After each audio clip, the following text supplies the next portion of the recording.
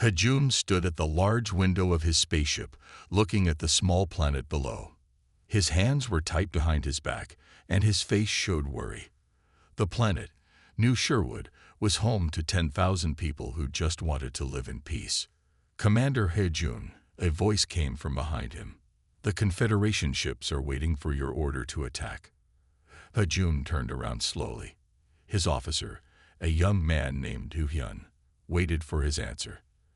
The order from the Confederation was clear: attack the colony and force the people to leave their homes. The Confederation wanted the planet's resources, and they didn't care about the people who lived there. "No," Hejun said firmly. "I will not attack innocent people." Do-hyun's eyes went wide. "Sir, these are direct orders from—" "I know where the orders came from," Hejun cut him off. "And I know what will happen to me if I don't follow them." He walked to his command chair and sat down. "But I would rather lose everything than kill innocent people." Hejun pressed a button on his chair. His voice rang through the whole ship. "This is Commander Hejun. All ships are ordered to stand down. We will not attack New Sherwood. I repeat, we will not attack." The bridge went quiet. Everyone looked at each other, not sure what to do. Then the emergency lights started flashing red. "Sir," Du-hyun shouted, "3 Confederation battleships just came out of hyperspace. They're targeting us." Hejun knew this would happen. The Confederation didn't accept people who said no to them. He had seen too much of their evil in the past 5 years. How they took from the poor and gave to the rich. How they hurt people who couldn't fight back. "All crew to escape pods," Hejun ordered calmly. "Du-hyun, send a message to New Sherwood. Tell them to prepare for visitors from the Confederation. And," he paused, looking at his family ring, "send a message to my family.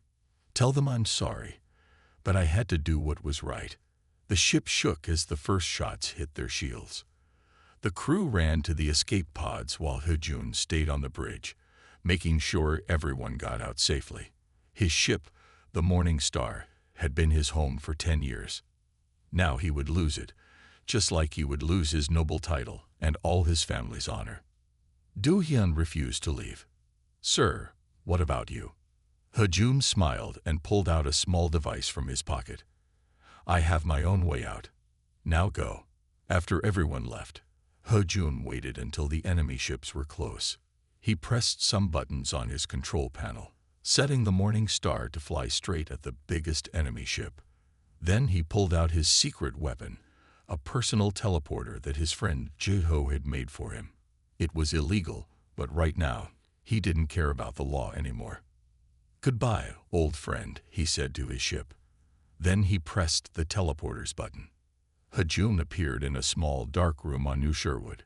His head hurt from the teleporter, but he was alive. Through a small window, he watched his ship crash into the enemy battleship. Both ships exploded in a bright flash. He sat down on a box and looked at his family ring one last time. The ring showed that he was from a noble family, but that didn't matter anymore. He had chosen to help the poor instead of following evil orders. The Confederation would call him a traitor, but he knew he had done the right thing. "Well," he said to himself, "I guess this is the beginning of something new."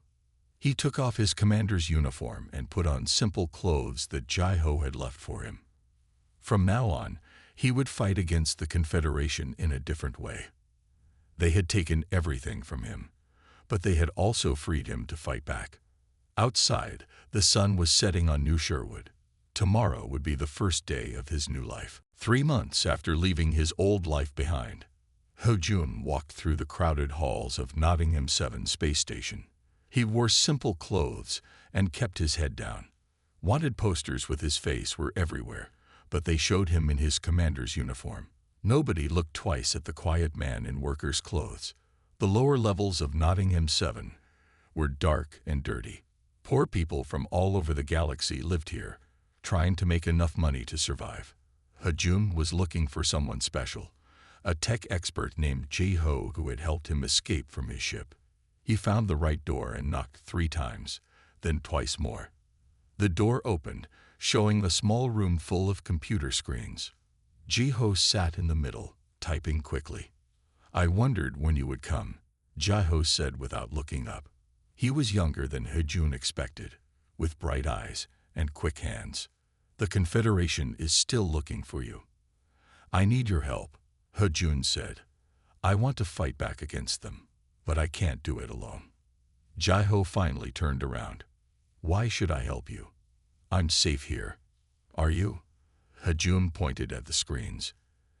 Every day, the Confederation takes more from people like us. They take our homes, our money, our freedom. You're just hiding, like I was. Before Jiho could answer, they heard shouting from outside. A woman ran past the door, followed by 3 Confederation guards. Without thinking, Hejun stuck out his foot. The first guard fell, making the others trip over him. The woman turned around, ready to fight. She moved like a trained soldier, quick and sure. She kicked one guard in the chest, while Hejun fought the other 2. Inside, quickly, Jiho called, holding the door open. They all ran in, and Jiho locked the door. I'm Sun Mei, the woman said, catching her breath. Those guards caught me stealing food for the children in level 5. Their families can't afford to eat. Hejun looked at her closely. You were a pilot in the Earth Alliance, weren't you? I recognize your fighting style. Sun Li nodded. Until the Confederation took everything from my family. Now I do what I can to help others. Jiho was typing fast again. They're calling for backup. We need to leave now. He pressed a button, and part of the wall slid open, showing a secret passage. I always have a backup plan. As they crawled through the passage, Hejun told them his idea. The Confederation is too strong to fight directly, but we can steal from them and help the people they hurt. Jiho, you know their computer systems. Sun Mai, you know how to fly any ship. Together, we could do something important. They came out in a quiet cargo bay. An old but well-kept ship sat in the corner. That's my ship, Sun Mai said. The Star Chaser. She's not pretty, but she's fast. I have a better hiding place than my room, Jiho added. There's an old mining station in the Sherwood asteroids. Nobody goes there anymore. We could use it as a base. Hejun smiled. This was more than he had hoped for. The Confederation thinks they own everything, but they can't watch everywhere at once. We'll take from their rich friends and help the poor people they ignore. Like those old stories about Robin Hood. Sun Mei asked, checking her ship's systems. Exactly, Hejun said, but we'll need more people. Good people who want to make things right. Jiho was already connecting his computers to the ship. I know someone, a master of disguise named Tadwan. He hates the Confederation as much as we do. As they lifted off from Nottingham 7, Hejun felt hope for the first time in months. He wasn't alone anymore.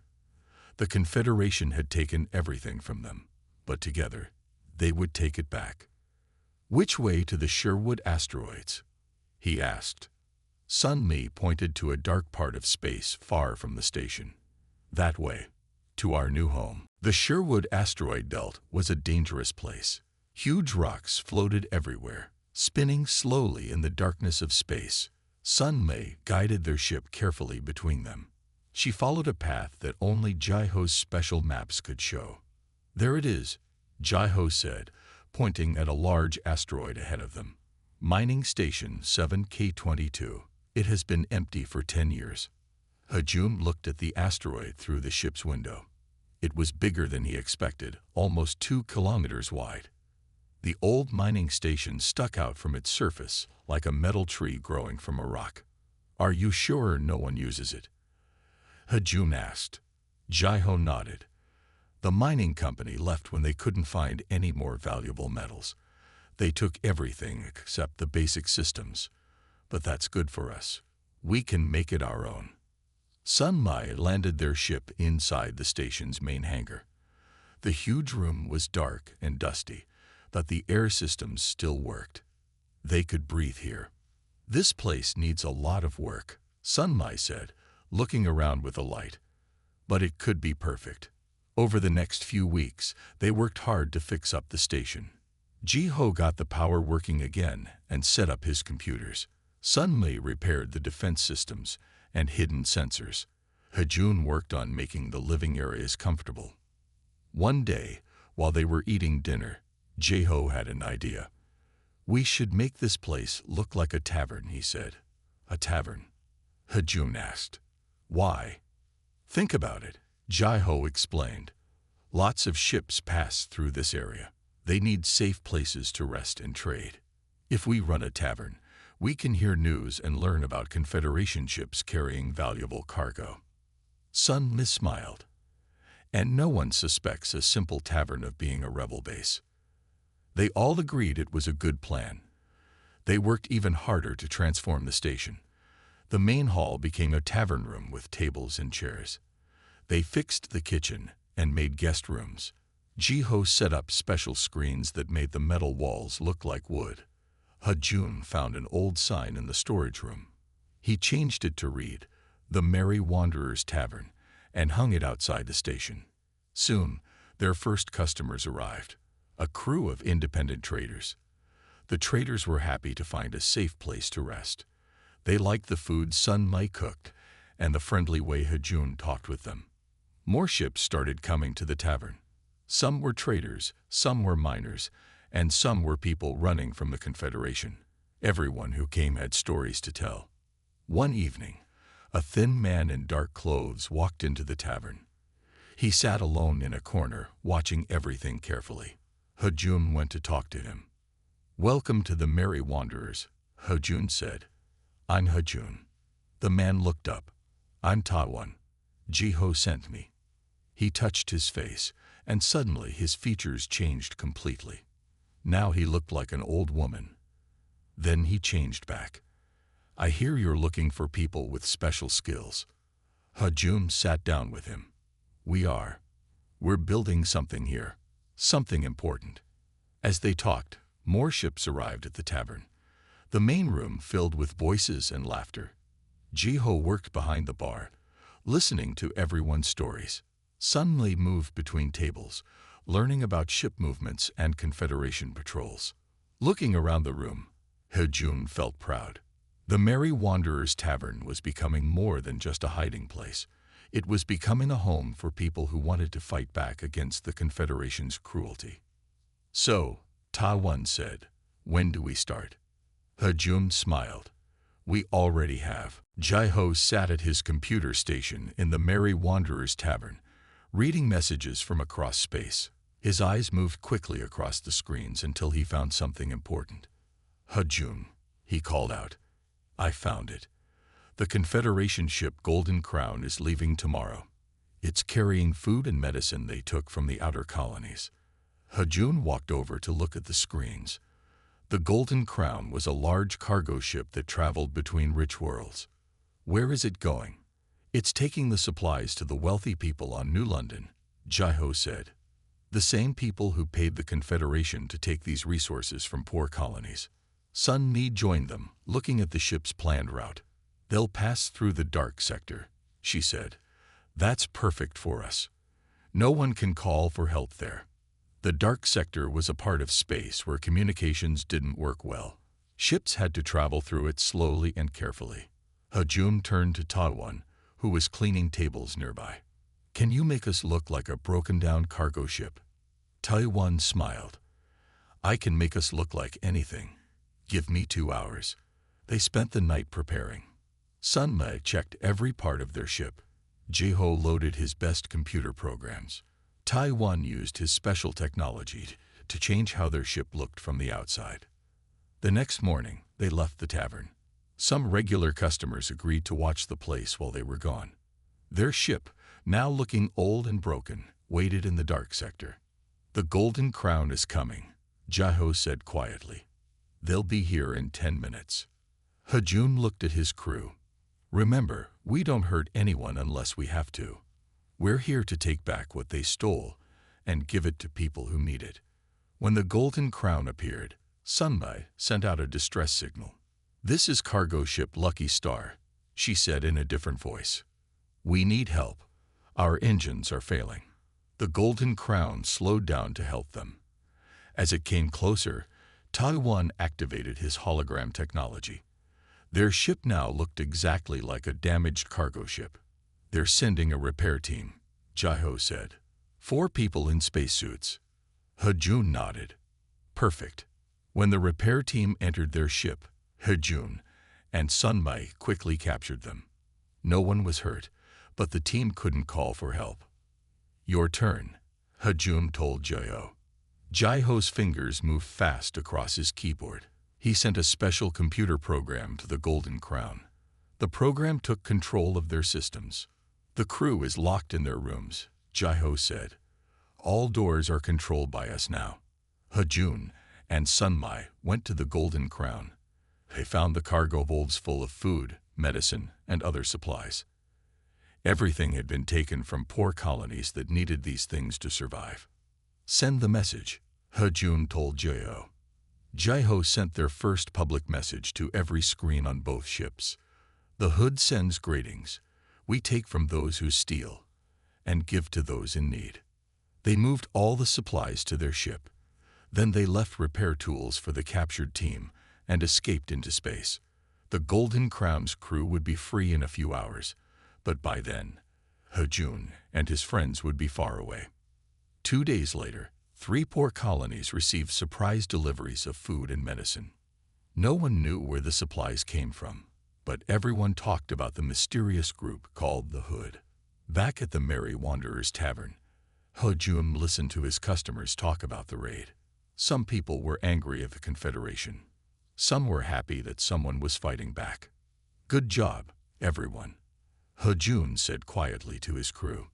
"This is just the beginning." High Commander Yu-jin stood at her window in Nottingham 7 space station, watching ships come and go. Her office was at the very top of the station, where she could see everything. She held a report about the Golden Crown incident in her hand. "This group called the Hood is becoming a problem," she said. Her voice was calm, but her eyes were angry. "They have attacked 3 more ships this month." A young officer named Min-ji stood behind her. Min-ji was Yu-jin's best agent, known for finding people who didn't want to be found. "The poor colonies love them," Min-ji reported. "They say the Hood is helping people the Confederation ignores." Yu-jin turned around slowly. "The Confederation does not ignore anyone. We maintain order. Without us, there would be chaos." She walked to her desk and pressed a button. A large map of space appeared in the air. "Find them, Min-ji.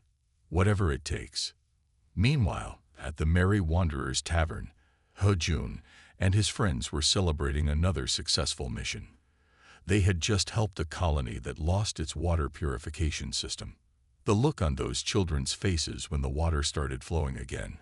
Sunmai said, smiling. "That's why we do this." Jaiho was checking his computers as usual. Suddenly, he sat up straight. "We have a problem," he said. "The Confederation is sending more patrol ships to our area.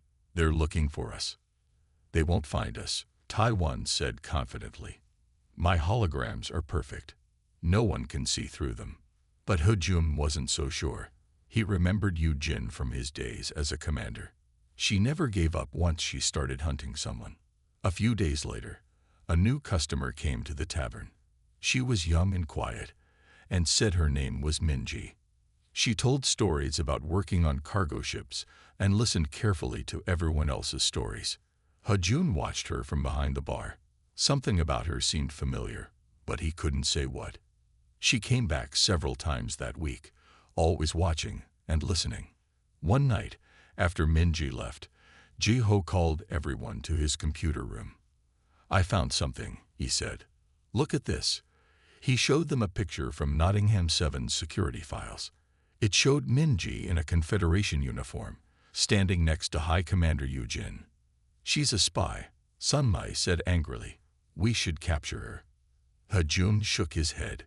"No, we can use this. She thinks we don't know who she is. We can give her false information about where we'll be." They made a plan. The next time Min-ji came to the tavern, they talked loudly about a big raid they were planning. They said they would attack a cargo ship near the Jupiter colonies. When Minji left, He-jun knew she would tell Yujin everything. But while the Confederation ships waited near Jupiter, He-jun's team would be somewhere else entirely. Now we know who we're dealing with, He-jun told his crew. Yujin won't stop hunting us. She'll send more spies, more ships. Then we'll be more careful, Jai-ho said.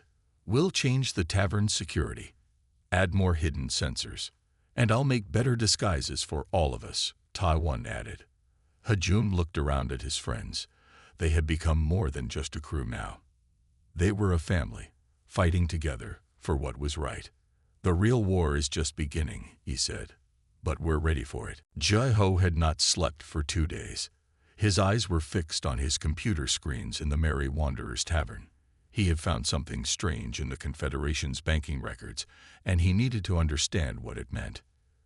You should rest, He-jun said, bringing him some hot food.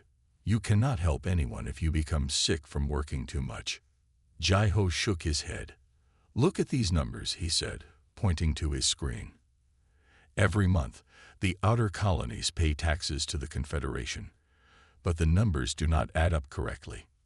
He-jun looked at the complicated patterns of numbers on the screen. What do you mean? The colonies are paying more than the official tax rates, Jai-ho explained. Much more. But these extra payments disappear from the records. Someone is stealing from every colony in the galaxy. Sun Mai and Taiwan joined them at the computer station. They all watched as Jai-ho showed them more proof. The Confederation was taking twice as much money as they claimed, and hiding the extra amounts. We need to find out where this money is going, He-jun said. Can you follow it? Jai-ho nodded slowly. Yes, but I will need to connect directly to the main banking computers on Nottingham 7. We cannot do it from here. That's impossible, Sun Mai said. The banking center is in the most secure part of the station. High Commander Yujin's soldiers guard it day and night. Taiwan smiled. Nothing is impossible with the right disguise. He pulled out a small device. I have been working on something new. Not just holograms, but complete identity changes. Fingerprints, voice, everything. They made a careful plan. Taiwan would make them look like bank workers. Sun Mai would fly them to Nottingham 7 in a maintenance ship. Jai-ho would bring special equipment to connect to the bank's computers. The next day, they put their plan into action. Their small ship approached Nottingham 7, looking just like any other maintenance vehicle. Taiwan's new technology worked perfectly. The guards saw only 4 regular bank employees returning from lunch. They walked through the station's corridors, trying to look normal. When they reached the banking center, Jai-ho went straight to a computer terminal. The others stood around him, pretending to have a work meeting. Hurry, He-jun whispered. We do not have much time. Jai-ho's fingers moved quickly over the keyboard. He connected his special device to the computer and started downloading information. On his screen, numbers and documents flashed past quickly. Suddenly, his eyes went wide. This is worse than we thought, he said quietly. The stolen money is going to secret accounts, accounts owned by the richest families in the Confederation. They are all part of it. Before they could learn more, an alarm started ringing. Security scan in progress, a voice announced. All personnel remain still. They must have detected my device, Jai-ho said, still downloading files. Just a few more seconds. He-jun saw security forces entering the banking center. Time to go, he said. Do you have enough information? Jai-ho nodded and disconnected his device. They walked quickly toward the exit, trying not to run. But when they turned a corner, they saw High Commander Yujin walking toward them. Now, Sun Mai, He-jun shouted. Sun Mai threw a small ball into the air. It exploded with bright light, blinding everyone in the corridor. In the confusion, they ran to their escape route. They made it back to their ship just as the station's defense systems activated. Sun Mai flew them out at maximum speed, dodging security ships until they could jump to safety. Back at the tavern, Jai-ho showed everyone what he had found. The evidence was clear. The entire Confederation banking system was built to steal from the poor and give to the rich. Now we have real proof, He-jun said. But how do we let everyone know the truth? Sunmai was checking cargo ships in the Nottingham 7 landing records when she noticed something strange. Many large transport ships were gathering near empty planets. She took this information to He-jun and the others. These ships are big enough to carry thousands of people, she said, showing them the records. But they are not carrying anything right now. They are just waiting. Jaiho looked through the data on his computer. His face became serious. I found something in the banking files we took, he said. A secret project called the Marian Protocol. These ships are part of it. What is the Marian Protocol? He-jun asked. Jaiho opened more files on his screen. It is a plan to move people by force, he explained. The Confederation has found valuable minerals on many colony worlds. They want to take these resources, but the colonies are in the way. So they plan to move entire colonies. Ta-won asked, looking shocked. Yes, Jaiho said. Millions of people. They will force them to leave their homes and move to poor planets without many resources. Then the rich families can take everything valuable from the empty colony worlds. He-jun stood up and walked to the window of their tavern. He watched the asteroids floating in space as he thought about all the families who would lose their homes. When will this happen? He asked. Soon, Sunmai said. The transport ships are almost ready. Once they start, no one can stop them. There are too many ships. Then we need to warn everyone, He-jun said. Not just the colonies. Everyone in the galaxy needs to know what the Confederation is planning. But how? Ta-won asked. The Confederation controls all the big communication systems. They would block any message we try to send. Jaiho smiled. Not if we send it from inside Nottingham 7. The main broadcast center there can reach every screen in the galaxy. No one can block it. They all looked at each other. Breaking into the broadcast center of Nottingham 7 would be their most dangerous mission yet. High Commander Yu-jin will be ready for us this time, Sunmai warned. After what happened at the banking center, security will be stronger than ever. We have no choice, He-jun said. Millions of people will lose their homes if we do not stop this. We must try. They spent the next few days making plans. Jaiho prepared the evidence about the Marian Protocol, making it simple for everyone to understand. Ta-won worked on new disguises that could fool even the best security systems. Sunmai studied every part of Nottingham 7's layout. One evening, while they were working, Min-ji walked into the tavern again. This time, she looked different. Her face showed worry. I know who you are, she said to He-jun, and I know about the Marian Protocol. I saw the plans on High Commander Yu-jin's computer. She took a deep breath. I want to help you stop it. Everyone reached for their weapons, but He-jun held up his hand to stop them. He looked at Min-ji carefully. Why should we trust you? He asked. Because my family lives on one of the colony worlds they plan to empty, she said. I joined the Confederation to help people, not to hurt them. He-jun looked at his friends. They had faced many dangers together. Now they had to decide if they could trust someone who had been their enemy. If you are telling the truth, he said to Min-ji, we will need your help to save your family and many others. The halls of Nottingham 7 were quiet when He-jun and his team arrived. Min-ji had helped them enter through a secret maintenance tunnel. She knew all the security codes, and the guards thought she was still working for High Commander Yu-jin. The broadcast center is 3 levels up, Min-ji whispered. Commander Yu-jin is there now, watching the transport ships gather for the Marian Protocol. He-jun looked at his friends. They had come so far together, and now everything depended on this final mission. Everyone knows what to do, he asked. They all nodded. Jaiho carried his computer equipment in a special bag. I only need 5 minutes to send the message to every screen in the galaxy, he said. But we have to reach the main control panel. They moved carefully through the station. Taiwan's disguises made them look like regular workers. Sun Mai led the way, remembering every turn and corridor from her studies of the station's layout. When they reached the broadcast center, they found more guards than they expected.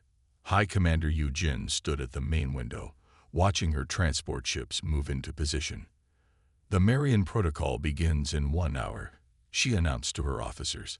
"Soon, we will have control of the richest planets in the galaxy."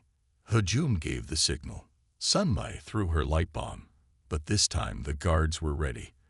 They wore special glasses that protected their eyes from the flash. "I knew you would come," Yu Jin said, turning to face them. "Minji told me everything." Hejun's heart sank. He looked at Minji, feeling betrayed, but then he saw her smile. "Yes, I did tell her," Minji said. "I told her exactly what she expected to hear." Suddenly, she pulled out a small device and pressed a button. All the guards' special glasses went dark, blinding them. "Now," Hejun shouted. The team moved quickly.